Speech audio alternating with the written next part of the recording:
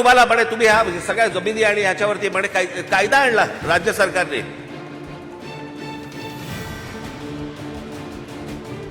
तुम्ही कोण आहात? तर अर्बन नक्षल आहात. शहरामध्ये राहणारे नक्षल. तुम्ही जर विरोध केला, कुठच्या प्रकल्पाला विरोध केला तर सरकार तुम्हाला अटक करू शकतं. एकदा करूच देत. आज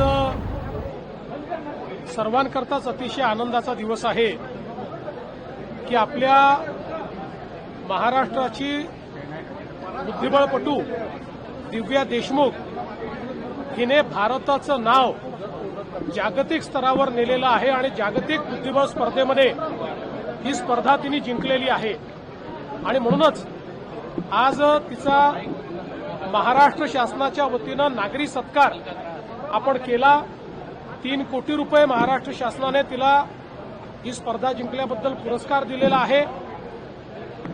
केवळ 19 वर्षाची ही कन्या हिने भारताची पहिली ग्रँडमास्टर महिला म्हणून या ठिकाणी ही स्पर्धा जिंकलेली आहे.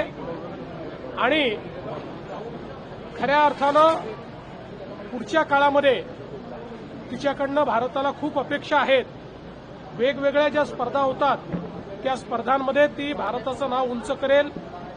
एक आनंदाची गोष्ट अशी आहे की आतापर्यंत महिला बुद्धिबळामध्ये चीनच्या बुद्धिबळपटूंचा बोलबाला होता, पण यावेळी जागतिक बुद्धिबळ स्पर्धेत दोन्हीही महिला या भारताच्या पोचल्या. कोनेरी हंपी आणि आपली दिव्या देशमुख. आणि दिव्यानी ही स्पर्धा जिंकलेली आहे. नागपूरकर असलेल्या दिव्याचा आणि महाराष्ट्राची कन्या असलेल्या दिव्याचा आम्हाला अभिमान आहे आणि म्हणून तिचा सत्कार आम्ही केला. ज्या पद्धतीने दिव्या पुढे गेली आहे, बुद्धिबळाच्या पटल्यावर नागपूरकरांचं वर्चस्व दिसत आहे, पण राजकारणाच्या पटल्यावर सुद्धा तुमचं आता कौतुक केलं आहे आणि त्यावरून विरोधात सुद्धा एकत्र येऊन टीका करताय. राज ठाकरे यांनी टीका केलेली आहे. अर्बन नक्षल करून एकदा अटक करा. राज ठाकरे म्हटले अर्बन नक्षल म्हणून एकदा अटक करून दाखवा. मग आम्ही काय करतो? कोणाला अटक करायची? आम्ही कार्यकर्त्यांना अटक करून दाखवा. त्यांच्याकरता बनलेलाच नाही कायदा, तर त्यांना का तुम्ही अर्बन नक्षल सारखे वागाल तर तुमची अटक होईल. तुम्ही अर्बन नक्षल सारखे वागत नाही, त्यामुळे तुमची अटक करायचं कारण नाही. मला असं वाटतं की अशा प्रकारे कायदे जे बनतात, जे लोक कायद्याच्या विरोधात वागतील त्यांच्याकरता तो कायदा आहे.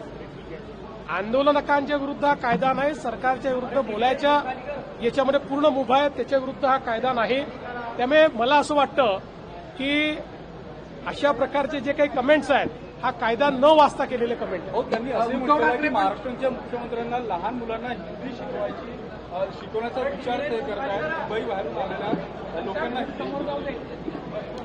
माझं अतिशय पक्कं मत आहे, महाराष्ट्रामध्ये मराठी शिकली पाहिजे. ती कंपल्सरी असली पाहिजे, ती अनिवार्य असली पाहिजे. ती आपण अनिवार्य केलीच आहे. पण महाराष्ट्रातल्या मराठी मुलांना मराठीसोबत अजून एक भारतीय भाषा जर शिकायला मिळाली तर त्यात काय वावगं आहे? आपण भारतीय भाषांना विरोध करायचा आणि इंग्रजीकरता पायघड्या घालायच्या, ही जी मानसिकता आहे या मानसिकतेला माझा विरोध आहे. म्हटलं की पुण्याच्या उद्योगांमधून दादागिरी संपवण्यासाठी मुख्यमंत्र्यांनी चांगली गोष्ट आहे. सर्व पक्षीय नेत्यांना एकमत करावं लागेल, कारण खूप मोठ्या प्रमाणात राजकीय दादागिरी ही पुण्याच्या उद्योगांमध्ये पाहायला मिळते आहे. विविध पक्षाला हे लोक त्या ठिकाणी त्या पक्षाचं नाव घेऊन त्या ठिकाणी दादागिरी करतात. मी तर मोडून काढणारच आहे आणि त्यात जो मदत करेल त्याचं स्वागत आहे.